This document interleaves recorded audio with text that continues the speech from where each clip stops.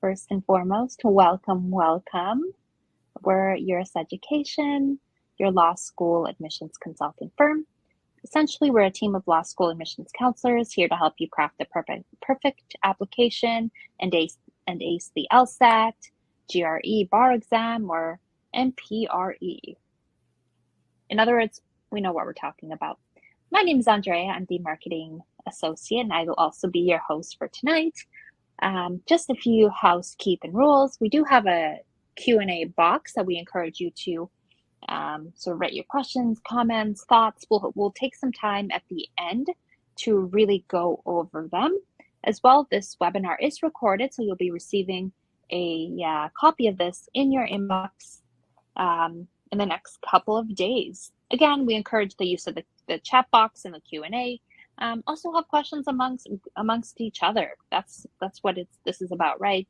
A community and just really talking about the law school application timeline, and we'll be giving you this comprehensive guide. So let's get started. Just a quick agenda for you tonight: creating a strategic timeline for success, identifying key milestones, crafting a compelling application, tips to stay on track, and of course, the Q&A. Before we get started tonight, so we have two speakers with us. Unfortunately, one of them was not able to make it. However, we have the wonderful Mark here from Duke University School of Law. Hello, everyone. It looks like we've got Stephen too. Hey, sorry about that, guys. No problem, Stephen. Now, Stephen's from the Harvard Law School. This is great timing. I was just talking about you. Oh. So you're two wonderful panelists, extremely intelligent, and they have a ton of different skill sets, and they have a ton of information to share with you tonight. So I will leave it up to them. Mark, did you want to start off? Yeah, I can go ahead and get started. Perfect. So we're going to start out tonight just with an overview of the whole process, sort of the timeline, a rough timeline you should be looking at. Now, it's different for everyone. It depends on exactly when you want to take the LSAT, what different types of schools you're targeting, but this will serve as a general guide pretty much for everybody. And I can go ahead. So the timeline that you want to kind of pace yourself to have kind of varies around when you want to have or, select your test. The LSAC is a lot more inclusive in terms of its time frames, in terms of when it offers LSATs throughout the year, now more than ever. So you want to kind of identify a test that really works for you and your schedule. Typically, for most test takers, it takes about 3 to 4 months, start to finish, to ramp up to a time frame in which they feel comfortable to sit for the exam. But some students may take a little bit longer. So depending on how you typically deal with, large scale standardized tests, you want to allot the right amount of time for then. So, Mark, you have anything else you want to add on this slide, or? Oh, no, it seems all right to me. Like I mentioned earlier, there's a lot of different opportunities to take the LSAT. So when you want to start studying is really going to be up to you. If you're taking it in June, you might want to start a little sooner than May. But if you're taking it in August, maybe September, May could work for you. And it also just depends on where your starting point is and where your end goal is. Like if you take an early test, maybe a diagnostic, you get you see you only need to get a couple of points. Maybe you could give yourself a couple of months. If you're looking at more like a 10+ point jump, maybe a little bit longer. Yeah. But it's always good to start to get your ducks in a row before the fall when you start to apply, because there's a lot to get ready and you really want to get your applications out as soon as possible. The application season really starts on September 1st, and there are some schools out there that if you apply on September 1st, you'll have a decision on later that day. I think it's UVA does that. Duke will do that as well, although they take a couple of days. So it's really important to get it started early. Particularly of note, you'll see that we have requesting your letters of recommendation early in March, April. That might seem a little early, but it's really not, because in my experience, sometimes professors forget, sometimes they need some reminding, and it can take several months to really get that in. So one thing I would say is ask people early and remind them often about your letters of recommendation. Absolutely. And the kind of time frame that we have on this slide is one that, kind of implies that you take the test in August, which is typically when most test takers will take the test. So starting around March and April, you'd want to start your school research, kind of begin to understand what, the testing, expectations are for whatever given school that you're interested in. As Mark stated, request your letters of recommendation so that your professors or bosses or, colleagues can begin to write on your behalf. And then you want to set up your summer to kind of, actualize the time frame in terms of, getting a job or internship, or as well as working and doing the LSAT studying that you need to ramp up for the test. Here on the slide, it says that in around June, you want to start to create your LSAC account, start to get familiar with the website, as you'll be applying and submitting most of your applications on LSAC. You can also request to send your transcripts to LSAC so they could process and then disperse it to the schools that you apply to. And lastly, in August, you want to start to look at your resume, build up your resume, make sure that it's up to date, polished. It is kind of the digital, first impression that you kind of put forth. It is kind of the summary of your professional experiences. So you want to make sure that's really polished, because you want to tell the right story to the law schools that you're interested in. And lastly, you want to narrow down your list of schools based on kind of the LSAT result that you get. And we can talk a bit more about how to strategically put together that list, but that is this slide. So I guess we can move forward. All right, so then once you've taken the LSAT over the summer, start to move into September. That's usually when schools will start opening their applications. Some will wait until like beginning of October. I think some will even go to like October 15th, but most of them will open up everything on September 1st. And even if you're not completely ready to apply that early, I would encourage you to go through the applications and look at everything, because they change from year to year. Sometimes they'll ask some questions that haven't been asked before. Sometimes there will be options to submit additional essays in addition to your personal statement that they might not have provided earlier in earlier cycles. For example, one of my students that I'm working with right now, she didn't start going through the applications until we had everything ready. And then, surprise, they wanted an additional essay about her background. It was fine. It was still early in the process, but just knowing everything that you're going to have to submit at the very beginning is very helpful. Around this time, you can start to develop a first draft of your personal statement, and you probably want to wait till now so that you can get the exact prompts from the school, because they do change a little bit from year to year sometimes, and every school is a little bit different. And that's something that we can really help you with at Juris. We'll help you write a base personal statement that we can then customize and tailor towards the prompts at each school. You'll also start to, like I said, take a look at some of the specific optional essays that schools may have and start to draft an outline or get a first draft in for those. Then in October, if you haven't already, hopefully you start to have your materials put together and you can get your application submitted. And if you get your application submitted by October, you'll be ahead of the curve. You'll be on the early end and one of the first students that committees will evaluate. Then in November, and what we would recommend you doing is, if you have some schools that you prefer over others, do those first. If any schools you are applying to early decision, you might want to do those first. That's a whole strategic decision that you can discuss with maybe one of your consultants at Juris. And then in November, start to wrap up your applications. I would say that by mid-November is start where I would say would be the end of early applications. Most students, I think, tend to submit November, December, or after that. So if you get everything in by November, you'll be looking pretty good.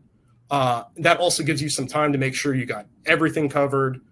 If there are any surprises, November gives you a little bit of time. Then interview invitations sometimes are sent out this early. Sometimes they'll come in later. It's really just a school by school thing. And some schools don't do interviews at all. Then in December, you'll really want to get everything in by the end of this December, because I consider that like the halftime for law school applications. Anything after December, you can still work with it, but you're starting to get later in the process, and earlier is always better. Then January, April, this is when decisions will usually start coming in. Some schools will start in September and October, but some schools will really wait to make any decisions until after the new year. And by January, maybe early February, some decisions, whether accepted, waitlisted, or rejected, should start to come in. And then with this early timeline, if you get your applications in early, you'll get your decisions in early. So that gives you a lot of time to compare your different options, look at the different financial aid you may receive, and maybe negotiate with the schools off of each other. And Stephen, I don't know if you have anything extra for this slide. Yeah, I think that's great. I think notice that January and to April is a really long time. So it could be any given moment throughout that time frame. If you were to apply closer to October, before Thanksgiving, you're likely to hear closer to January than April, I would say, for most schools. But it really can differ, and really is variable from school to school. So really make sure that you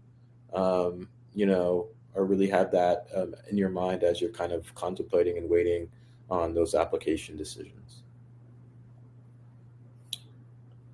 Okay, I guess we can move to the next slide. So identifying key milestones and deadlines. Okay, let's see. So upcoming test dates and registration deadlines. So this is for the LSAT. And I guess for most relevant to today's date would be the April exam, which the registration deadline is not until February 29th. The February test, unless you've registered by December, is now closed. So the earliest one you could register potentially for is April, and they have one in June as well as later on throughout the year. They usually have them, I would say, like once every 10 weeks.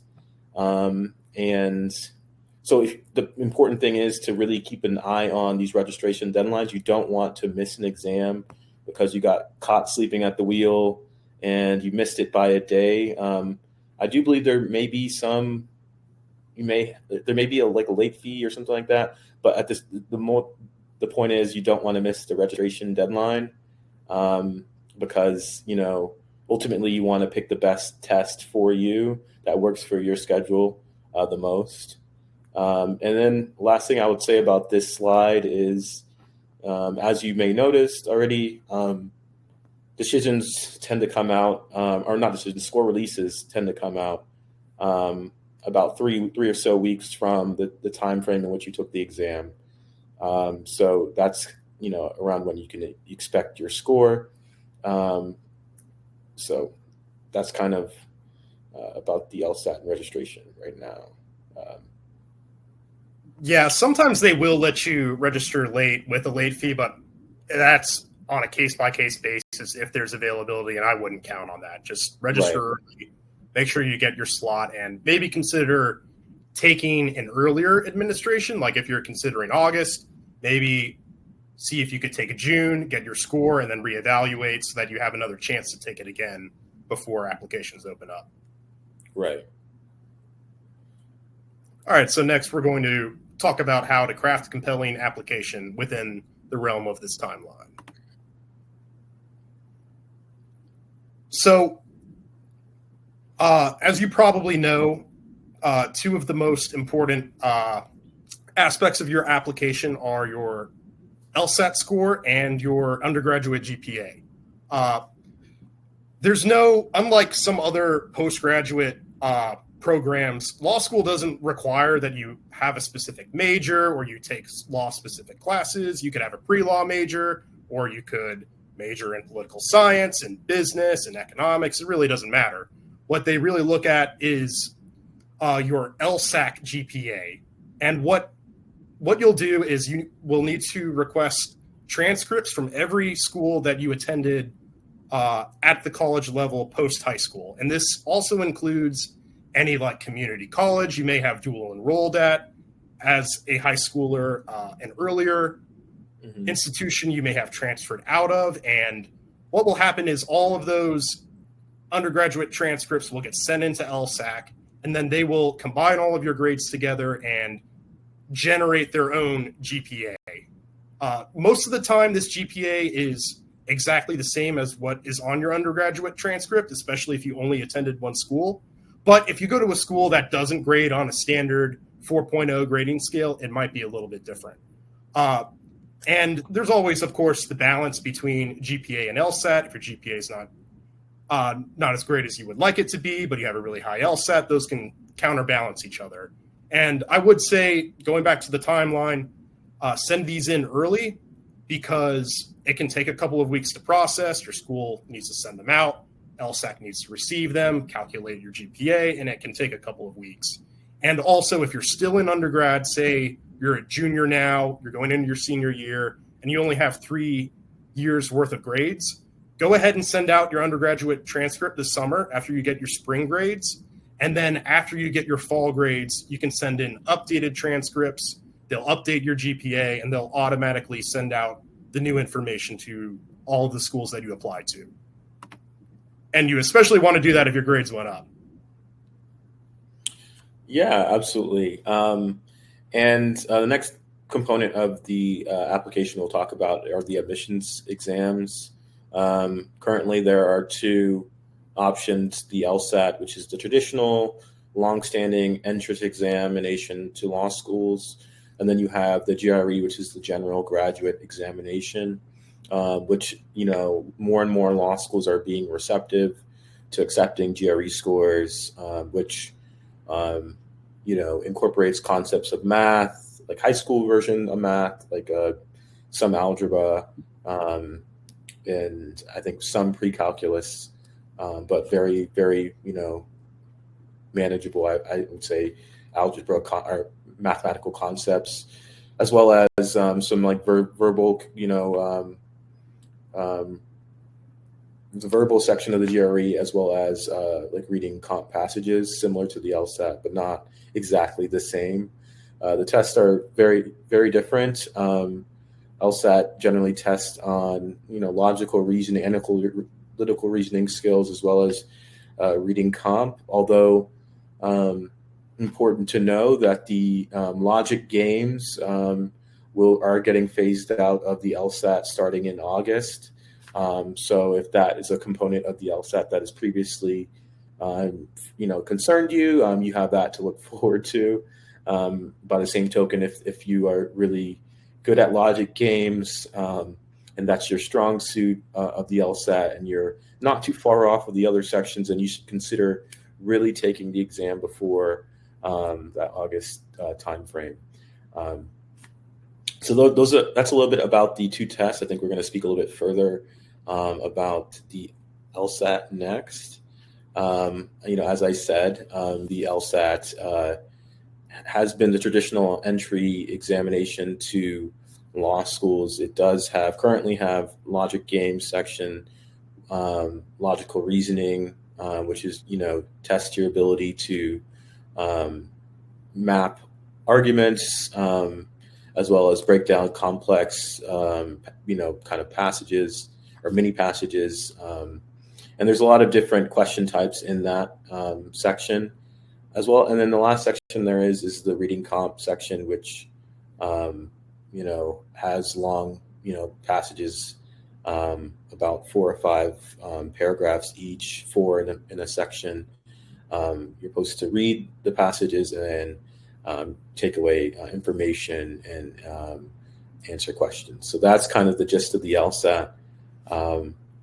I guess we can move forward to talk about the jury. We already talked about it a little bit, but again, it is expanding in terms of its reach to law schools, accepting it as a viable testing option and counter to the LSAT. Mark, I don't know if you have any more to say about these two exams. Yeah, the only thing I would add is a couple of things. The GRE is a little bit more accessible. I believe, I've never taken it, but my understanding is that you can almost schedule it on demand and take it at home, whereas the LSAT has fixed administrations throughout the year. And the other thing is the LSAT is, your results are a little bit more, if you get a score, it's a little more easy. It's a little easier to predict what your admissions results are going to be, just because more people take the LSAT every year than the GRE, although that is changing, but still most law students end up taking the LSAT. So we have more data about that. And it seems like, at least from my knowledge, your GPA is going to carry a little bit more weight if you take the GRE and not the LSAT, just because it hasn't been used as much. But more and more schools take it every year. Pretty soon it's probably going to be everybody. It's almost everybody now. And I have heard some rumblings of like a third test coming into the mix, but I don't think that's something we need to worry about for a couple of years at least. But I know some Florida schools are experimenting with it. Right. I did hear about that as well, but it's still not something I would really count on. No. Exactly. It's very much in its early stages. Okay, so let's look at the next. We have the personal statement. Mark, I don't know if you want to start on this, or I can take a stab at it. No, yeah, of course. I can talk about this a little bit. So your personal statement is, it's really where you can brag about yourself and tell a story about yourself, showing why you're both interested in going to law school and why you will be successful. Each school has their own parameters for it. Like some schools will cap you, have a hard cap at 2 pages, double spaced.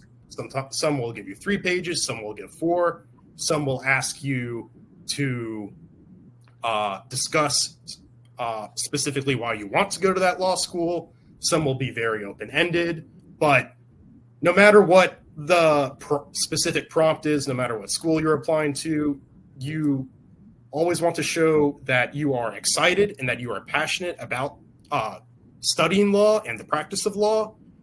You want to make it original so that you stand out, because admissions offices, they read tons of these. You really want to be that one that they remember when they have their committee meetings and talk about who they're going to let in. You want to make sure that you have like a coherent formal structure to it so that you're not rambling all over the place. It's not just a stream of consciousness. And because it's on most cases, it's 2 pages, a best case scenario, they give you 4. It really needs to be simple and focused and to the point. And you need to show care in your drafting. You don't want to have any grammatical mistakes, no formatting errors. Something as simple as that can, at some schools, just be an instant toss into the trash can. If you come here at Juris, this is probably where I find that students have the most trouble. It sounds simple, but it can really be difficult to write about yourself, especially, you feel like you're bragging a little too much, but that's what you're supposed to do. And you go through a few drafts. If you have someone there to proofread it, make sure it's perfect, then it takes a lot of stress off and you can have a much easier time. Certainly. I think the way I kind of summarize it is, you want to tell us, you want to provide a statement that states who you are, why you want to go to law school, and also simultaneously in the background of that, why the law school should want to have you in their classroom. I think all those qualities can really help you make the best personal statement you can. So I think that touches, the most of it, I think. And, you can really be original. I think originality in terms of subject, but also maybe perhaps in terms of form. But at the same time, I think you want to still remember that this is going to law schools, which is still pretty, conservative in terms of, essay writing form. Like, it's not necessarily a forum for you to like post, or to write poetry, or, they really want an essay to kind of that articulates, some level of seriousness, but also tells a story and kind of converses with the reader and allows the reader to really identify who you are and what qualities that you have that are inherent to you, that you keep close to you. I think a good way to think about the personal statement when you're writing it is to actively think about how the reader would digest the writing, what the reader might think from, a paragraph or a given sentence or a given word. I think that could be helpful introspection in terms of really crafting a statement that articulates the values and the perspectives that you want it to the reader.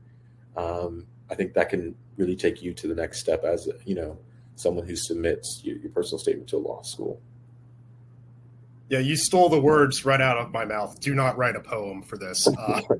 Write a structured essay, and do not use AI. I can tell when students do that, and I'm sure admissions personnel can tell as well.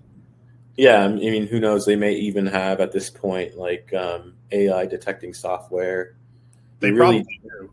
You just don't want to run the risk, and then I just don't see a pathway to acceptance whatsoever at any law school if they catch you doing that, because I mean, this is a profession that has ethical standards on top of that, and they really have to look, towards what type of student they're admitting into not only the law school but eventually the practice of law.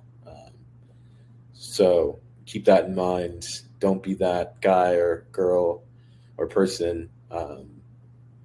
You really just want to make sure that you're taking the time to craft an essay that really thinks about, all that we discussed, but also carries these qualities on the screen as well.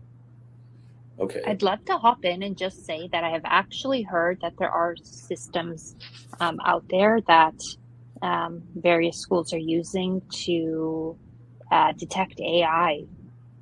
So it's happening. It had to throw that in there. This conversation came up recently, and I'm sure our audience was thinking the same thing. So please don't use AI. Yeah, it's a personal statement. Emphasis on the personal.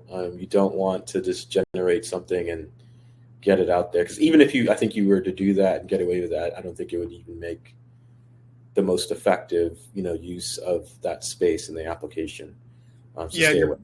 Your personal statement really needs to be something that no one else could write except for you. Exactly. I think that's the perfect way to put it.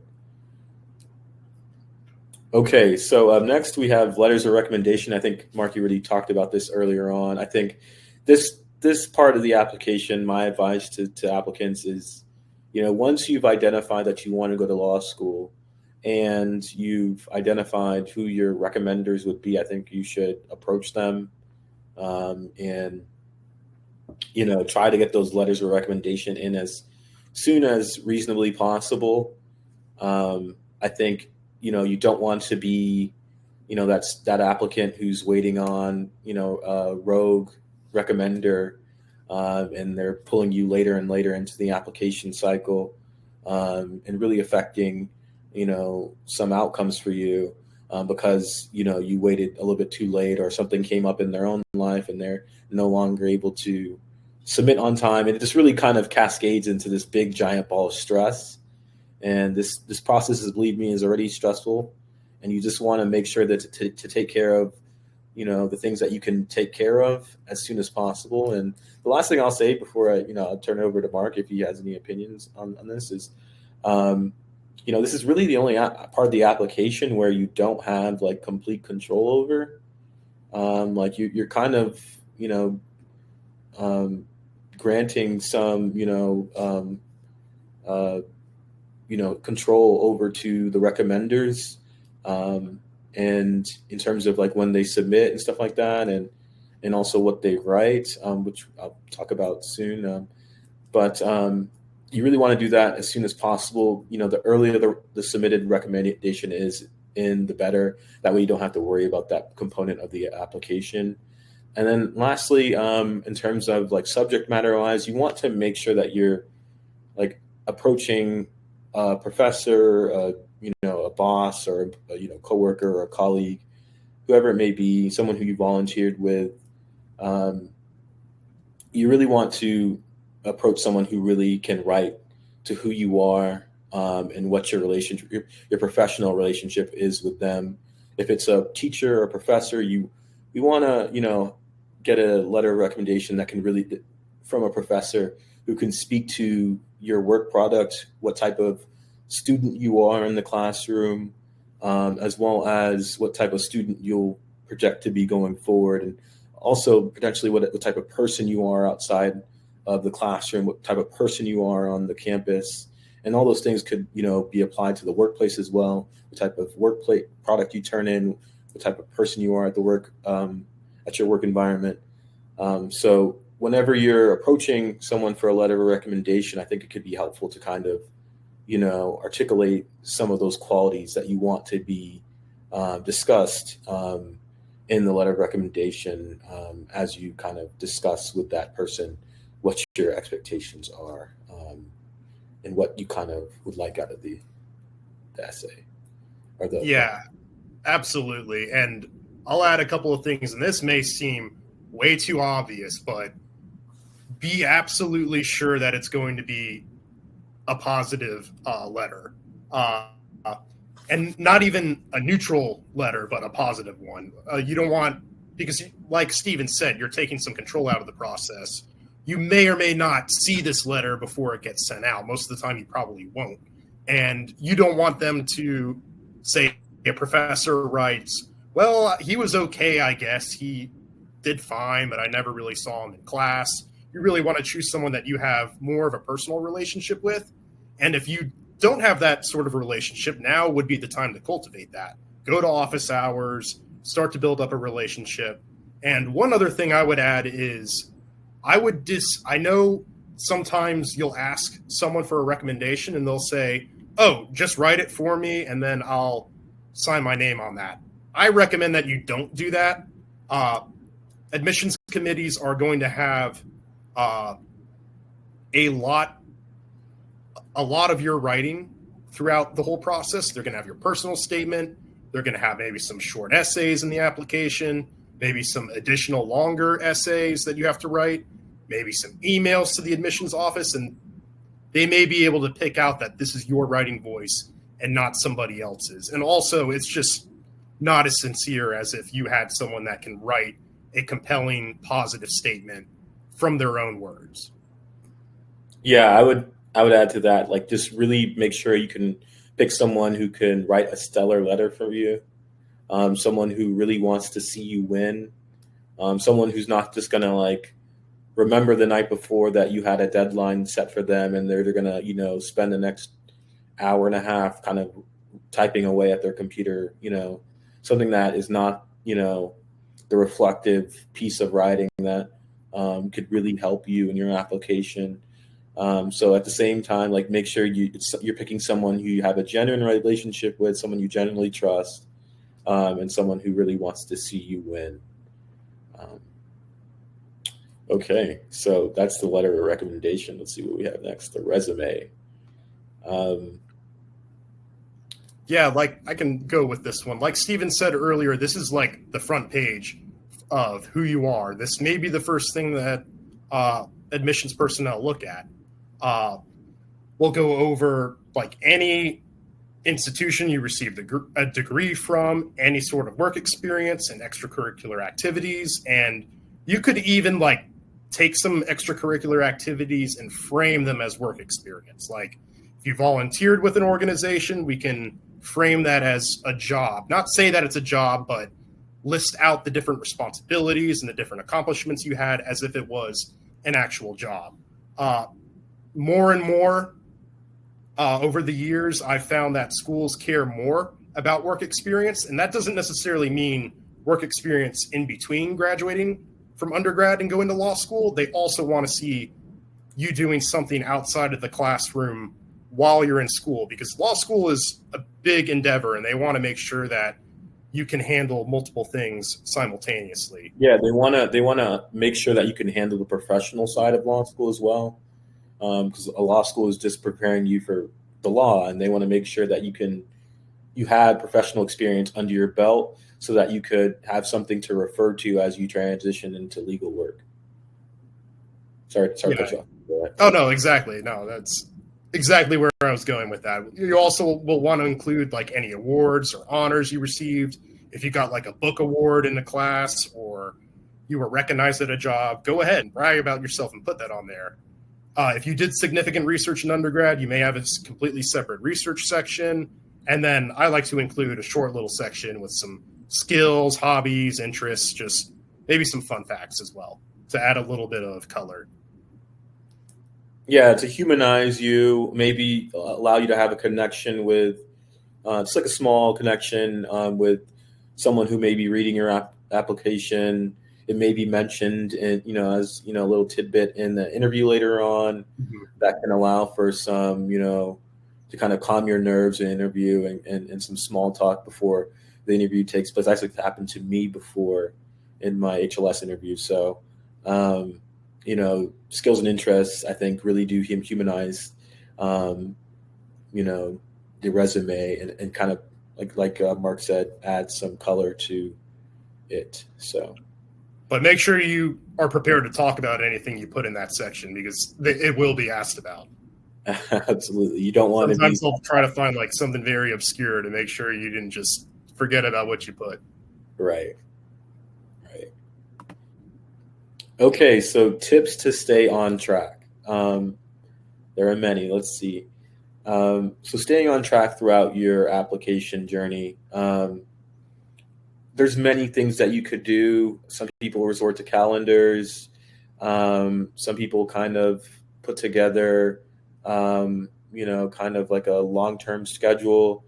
It could be helpful to kind of think about in your mind in a lot the time frame in which the work product in applying to each school may take, and in that you could create a document checklist to kind of track out and map out the amount of work and the time frame that it may take for you to kind of get to where you want to be, and that could be helpful in keeping you accountable and on schedule, because it really is important that you stick to a schedule and try to apply as early as you can. There's a lot of incentives built into the application time frame or schedule that could be really that allow you to, like, if you apply early, it's really helpful to for your application as well. So another thing you could do is just be thorough with your proofreading and editing,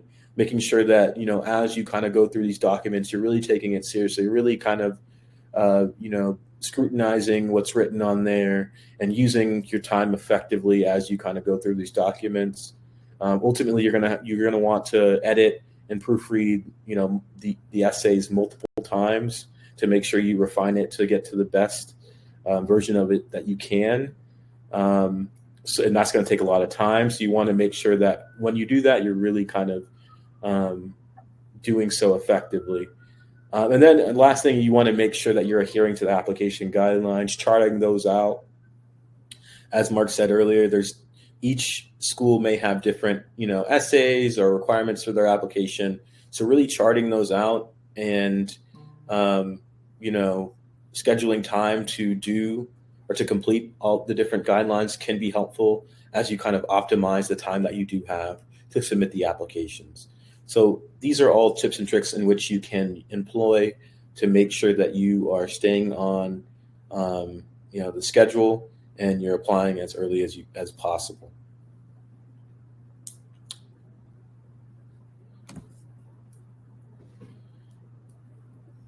And like we said earlier, you want to meet deadlines, whether it's the LSAT or even application deadlines, which hopefully you're applying long before then. But you want to make sure that you have that information in front of you, and you're able to refer to it and keep it in mind, so that you can ensure the best result for yourself.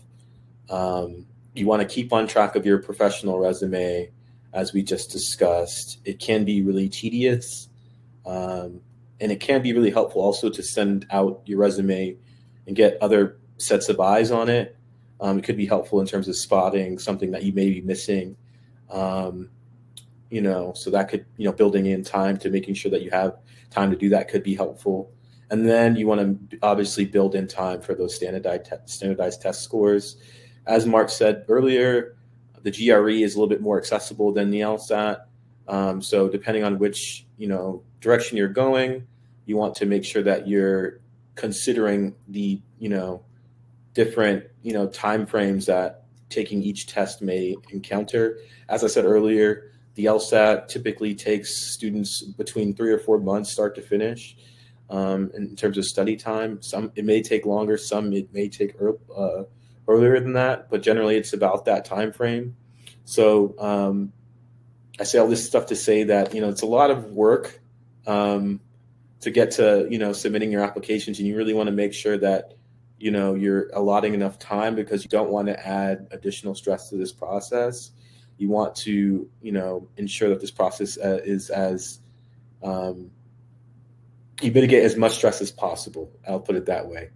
Because you want to ensure that the best product is put forward. Yeah, and just give yourself more time than you think you need, because if you don't end up using it, great, you finished early. If it ends up being longer than you think, then you have a little bit of leeway. Right. And then lastly, we have, remember your optional essays that need to be completed, or, in many cases should be completed. For your application. Optional essays really allow you to speak to different, prompts, to really allow the, readers to see different sides of who you are as an applicant. Can be a really effective real estate to helping you tell your story and who you are and why you should get into law school. And then we have the addenda, which is, really a space for you to clear up any sort of blemish that you may have on your application, whether, if you had a life experience that, really affected you in any part of your application, whether it is your LSAT, or, a semester in college where you had, life difficulty that affected your GPA. It really gives you a concise amount of space to speak to that experience and allow the admissions committee to really kind of understand your experience thus far a little bit more.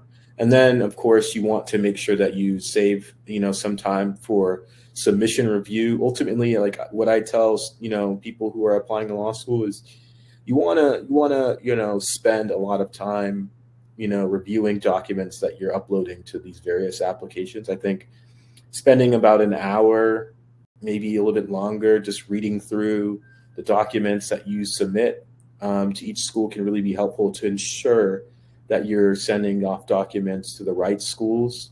You don't want to send, a document that says Yale to Harvard or Harvard to Yale. It just, it comes across as, not, organized, and not the best look for you in your application. So really build in some time. If you're submitting to 10 schools, you really want to, invest a lot of hours to making sure you have your documents organized and when they're uploaded, making sure that they're, where they need to be and they're the right documents before you press submit. Yeah, absolutely. Saying you want to go to Yale when you're applying to Harvard is a quick way to get rejected over something that is completely avoidable. Right. Completely. All right. So lastly, I guess we have is Q&A. So I don't know how we want to proceed with this. I can take some of the questions and send them to both of you. Thank you for all of that info. So someone asked if we have any specific advice for someone applying to law school after they already graduated college. Yeah, I think it's pretty much the same advice. In some ways, it's a little bit cleaner because you already have all of your undergraduate information. You can go ahead and send your transcripts in, and then you don't have to worry about updating them. You may, if you've been in the workforce, maybe for a year or two, or maybe way longer, it may be a good idea to make sure that you have a good mix of professional recommenders and academic recommenders, versus if you're just an undergrad, you may want to just have only professors write your letters. And I would say that could be a bonus for you because, as I mentioned earlier, schools want to more and more want to see work experience outside of the classroom. So in many cases, it's a good plus for you if you're going back after a couple of years or longer. And I would add to that, if you're taking off time and you intend to have like a undergraduate professor write you a letter of recommendation, while you're in college, approach that professor and try to secure that letter of recommendation while you're on campus. It becomes much more difficult years later in trying to remind them who you are and over email that you're trying to go to law school now. So I think the cleanest, most effective way is to do so now.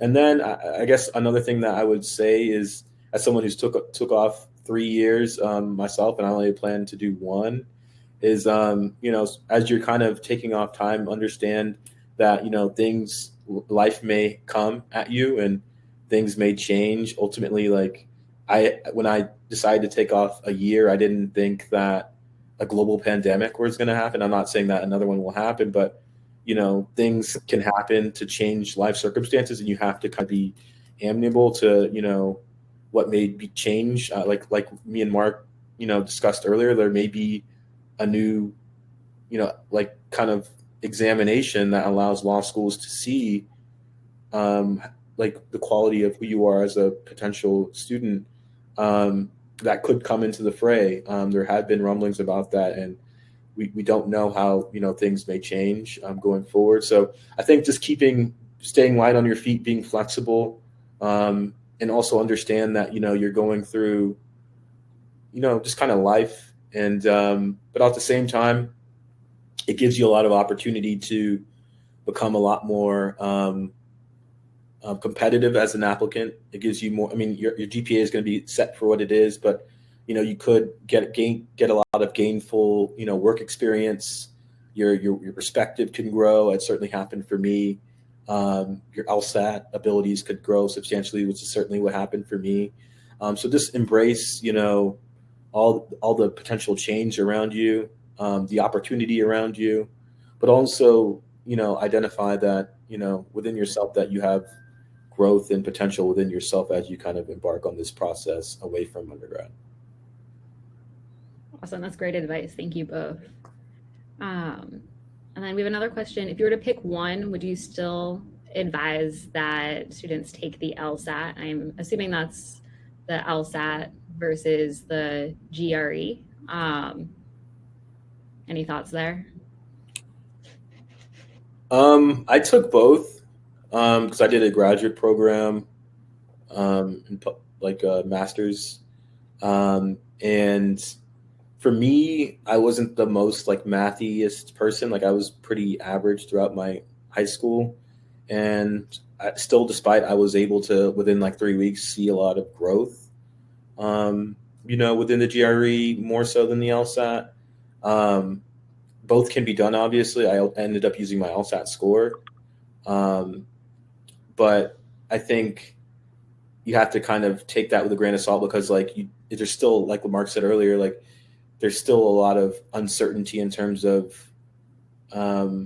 what a given GRE score may mean in terms of your application success. I think like if you get a certain number of an LSAT score, you can predict your application outcomes a lot more clearly than a GRE score. So you do run that risk, going in. So I think it's a lot to consider. I think if the GRE really suits your like general skills, in that like you have good verbal skills, you have good math skills, and you're pretty good at reading comp, then you should consider the GRE. But also, like, if you're on the other flip of the coin, like I think if you are really analytically minded, you have a lot of logical skills, and you can read, like perhaps the LSAT is for you. But I wouldn't necessarily approach either one of them as like I'm running from the other. I think like that mindset may leak into like just your test prep more generally.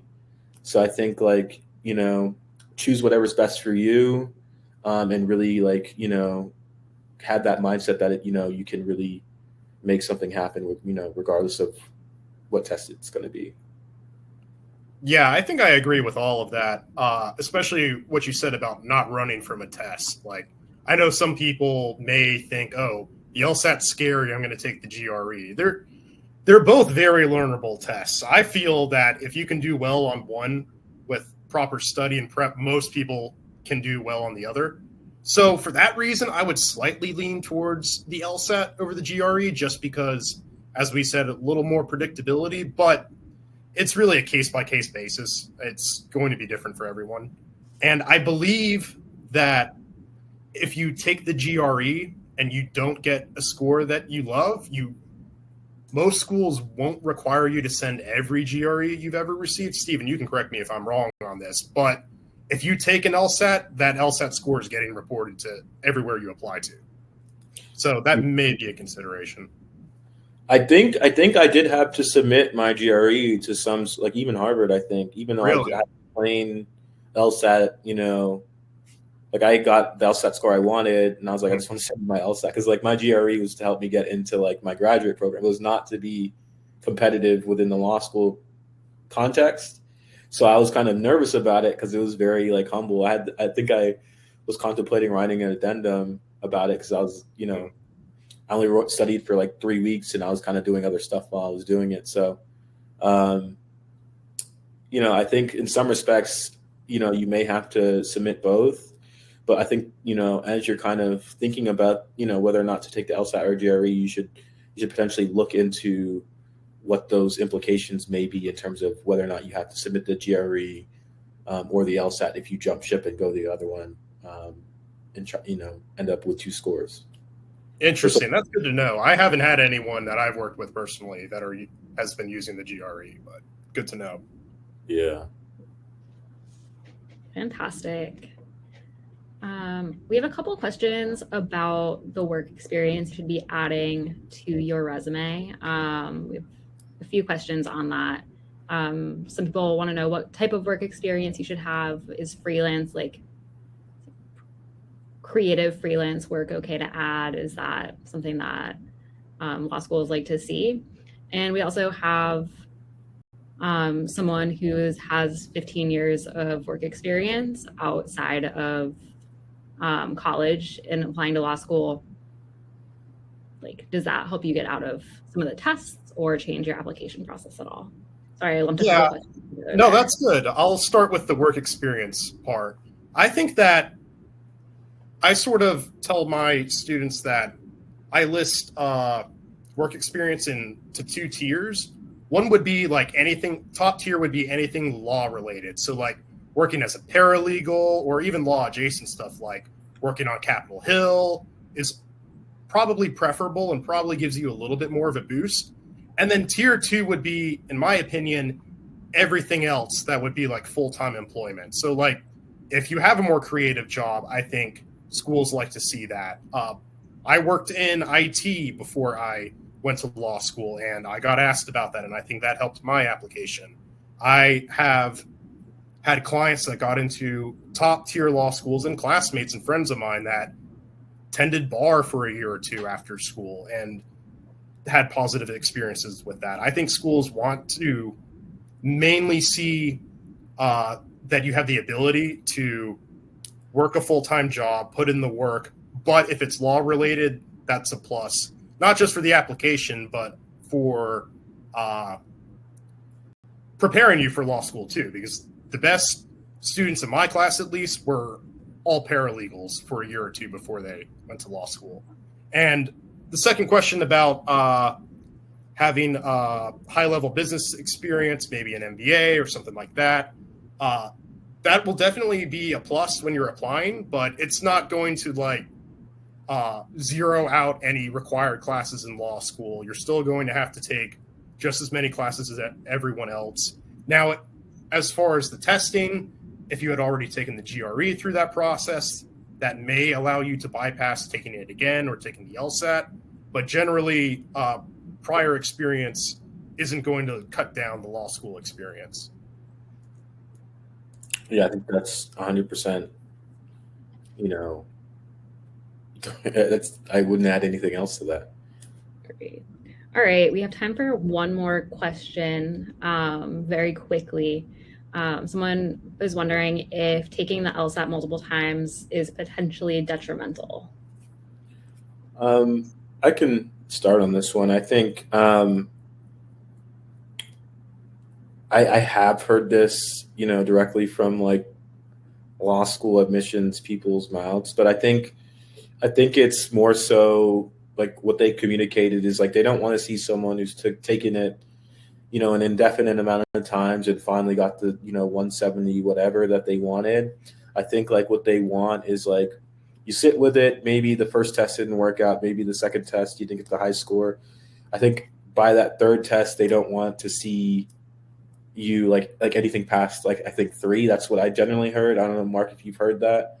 But I think just having 3 scores, I think is the maximum. I think that you should, in terms of just wanting to be competitive to certain schools, I think you should look at it from that kind of time frame. I have 3, scores to get potentially here, and anything else, it may be substantially discounted by, the people I'm trying to ultimately impress.